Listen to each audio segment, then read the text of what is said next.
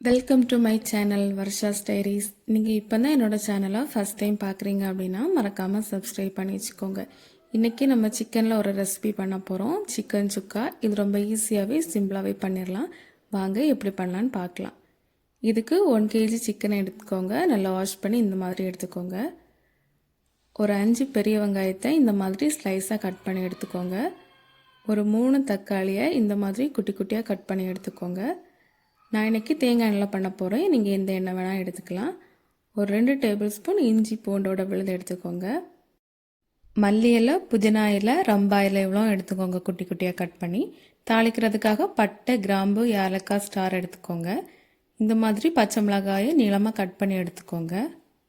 1 teaspoon மல்லித்தூள், மிளகாய்த்தூள், garam masala, chicken masala எடுத்துக்கோங்க. 1/2 டீஸ்பூன் நல்ல மிளகுத்தூளும் மஞ்சள் தூளும் எடுத்துக்கோங்க. இப்போ நம்ம சிக்கன் சுக்கா பண்ண ஸ்டார்ட் பண்ணிடலாம். அதுக்கு முதல்ல நம்ம கேஸ் ஆன் பண்ணிவிட்டு நம்ம எந்த பாத்திரத்தில் பண்ண போகிறோமோ அந்த பாத்திரத்தை வச்சு நல்லா சூடு பண்ணிக்கலாம். பாத்திரம் நல்லா சூடானதும் அதில் நம்ம எடுத்து வச்சுக்க ஆயில் ஆட் பண்ணிக்கலாம். வெங்காயம் வதங்குறதுக்கு நமக்கு தேவையான அளவு ஆயில் ஆட் பண்ணிக்கலாம். எண்ணெய் நல்லா சூடானதும் அதில் நம்ம தாளிக்கிறதுக்காக எடுத்து வச்சுருக்க பட்டை, கிராம்பு, ஏலக்காய், ஸ்டார் எல்லாத்தையும் போட்டு நல்லா மிக்ஸ் பண்ணி விட்டுடலாம். இனி நம்ம கட் பண்ணி வச்சுருக்க பச்சை மிளகாயை இதில் ஆட் பண்ணிக்கலாம். பச்சை மிளகாயை எண்ணெயில் போட்டு வதக்கும் போது அதில் உள்ள காரம் எல்லாம் அதில் இறங்கும். அதுக்காக தான் இப்படி பண்ணுறோம். இனி இதில் நம்ம கட் பண்ணி வச்சுருக்க வெங்காயத்தை ஆட் பண்ணிக்கலாம். வெங்காயம் நல்லா வதங்கி பொன்னிறமாகணும், அது வரைக்கும் நம்ம நல்லா வதக்கணும். அப்போ தான் டேஸ்ட் நல்லாயிருக்கும். வெங்காயம் வதங்குறதுக்காக கொஞ்சம் உப்பு ஆட் பண்ணி நல்லா மிக்ஸ் பண்ணி கொஞ்சம் நேரம் மூடி வச்சுக்கலாம். கொஞ்சம் நேரம் ஆனதும் மூடியை ஓப்பன் பண்ணி மறுபடியும் மிக்ஸ் பண்ணி விட்டுக்கலாம். அடிக்கடி மூடி ஓப்பன் பண்ணி நம்ம மிக்ஸ் பண்ணி விடணும், இல்லைன்னா அடி பிடிச்சிரும். 20 நிமிஷம் கழிச்சு நம்ம பார்த்தோன்னா நமக்கு உள்ளி நல்லா வதங்கியிருக்கு. இந்த ஸ்டேஜ் நமக்கு போதும். நல்லா மிக்ஸ் பண்ணி விட்டுக்கணும். இனி இதில் நம்ம எடுத்து வச்சுருக்க இஞ்சி பூண்டோட விழுதை ஆட் பண்ணிக்கலாம். இதோட பச்சை ஸ்மெல் போகிறது வரைக்கும் இதை நல்லா மிக்ஸ் பண்ணி விடணும். இப்போ இஞ்சி பூண்டோட பச்சை வாசனையெல்லாம் போயிடுச்சு. இனி இதில் நம்ம எடுத்து வச்சுருக்க மசாலையெல்லாம் ஆட் பண்ணிக்கலாம். இந்த ஸ்டேஜில் தான் நம்ம மசாலா ஆட் பண்ணணும். அப்போந்தான் நம்ம சிக்கனுக்கு நல்லா கலர் கொடுக்கும். ஒரு 2 நிமிஷமாவது இந்த மசாலா எல்லாம் உள்ளே மிக்ஸ் ஆகிற வரைக்கும் நல்லா வதக்கி எடுத்துக்கணும். இனி இதில் நம்ம கட் பண்ணி வச்சுருக்க தக்காளியை ஆட் பண்ணிக்கணும். தக்காளி நல்லா வதங்கணும். முழுசாக இருக்கக்கூடாது, அப்போ நல்லா இருக்காது. நல்லா வதங்குற வரைக்கும் நம்ம மூடி போட்டு இதை வேக வைக்கணும். தண்ணி எதுவும் ஆட் பண்ண வேண்டாம்.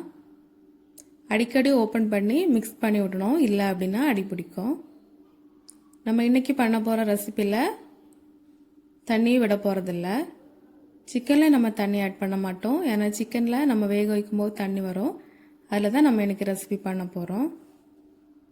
அதனால் நீங்கள் தண்ணி எதுவும் ஆட் பண்ணாமல் நல்லா அடிக்கடி மிக்ஸ் பண்ணி மட்டும் கொடுத்தா போதும்.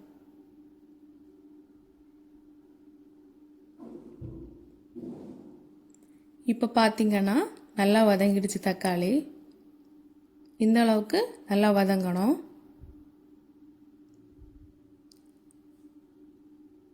பார்த்தீங்கன்னா உங்களுக்கே தெரியும்.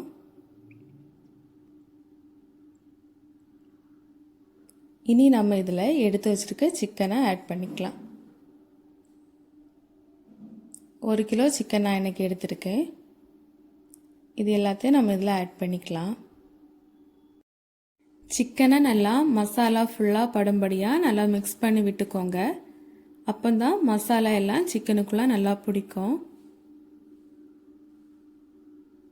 இனி நீங்கள் இதில் உங்களுக்கு தேவையான அளவு உப்பு போட்டுக்கோங்க. உப்பு போட்டு எல்லாமே சிக்கனில் நல்லா படும்படியாக நல்லா மிக்ஸ் பண்ணி விட்டுக்கோங்க. இனி இதை ஒரு மூடி போட்டு 10 நிமிஷம் மூடி வச்சுக்கோங்க. 10 நிமிஷம் கழித்து ஓப்பன் பண்ணி பார்த்தீங்க அப்படின்னா சிக்கனில் உள்ள தண்ணி எல்லாமே இறங்கி சிக்கன் நல்லா குக்காக இருக்கும்.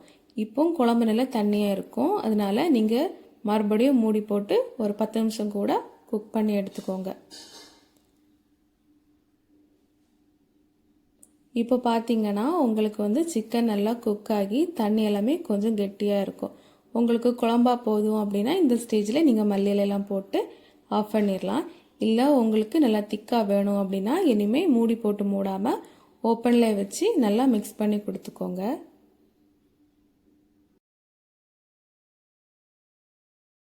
அடிக்கடி மிக்ஸ் பண்ணி விட்டுக்கோங்க, இல்லை அப்படின்னா அடி பிடிக்கும்.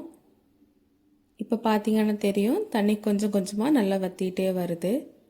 இன்னொரு 10 நிமிஷம் கழிச்சு பார்த்தீங்க அப்படின்னா தண்ணி எல்லாமே வற்றி சிக்கன் மட்டும்தான் இருக்கும். இப்போ பார்த்தீங்கன்னா தெரியும், தண்ணி எல்லாமே நல்லா வற்றிடுச்சு. இந்த அளவு ஆனப்புறம் இதில் நம்ம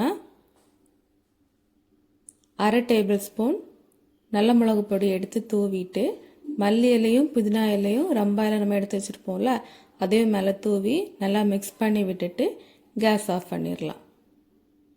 இதை மூடி போட்டு ஒரு 10 நிமிஷத்துக்கு அப்படியே விட்டுடலாம்.